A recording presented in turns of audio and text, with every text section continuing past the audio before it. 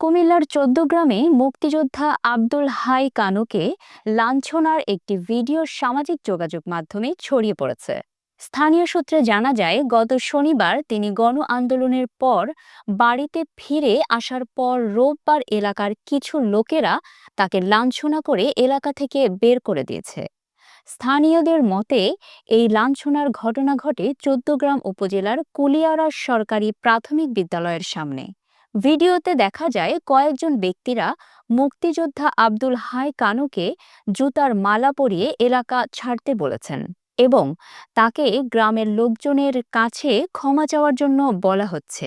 এই ঘটনায় 1 মিনিট 46 সেকেন্ডের একটি ভিডিও ফেসবুকে ভাইরাল হয়ে গেছে। মুক্তিযোদ্ধা আব্দুল হাই কানুর সঙ্গে যোগাযোগের চেষ্টা করা হলেও তাকে পাওয়া যায়নি। জানা গেছে, তিনি উপজেলা কৃষক লীগের সাবেক সভাপতি ছিলেন এবং আওয়ামী লীগের পূর্বে সিংহভাগ নেতৃবৃন্দের সঙ্গেও তার ভালো সম্পর্ক ছিল। তবে পরে ওই সম্পর্কের অবনতি ঘটে এবং তিনি এলাকায় থাকতে পারেননি।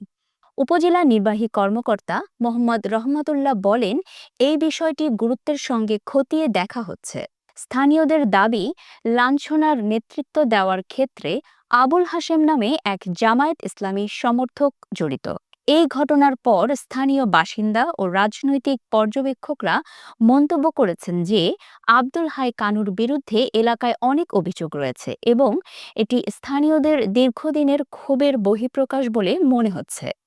মুক্তিযোদ্ধা আব্দুল হাই কানুকে লাঞ্ছনার ঘটনায় ব্যাপক সমালোচনার ঝড় উঠেছে। বিশেষ করে সামাজিক যোগাযোগ মাধ্যমে বহু মানুষ ক্ষোভ প্রকাশ করেছেন।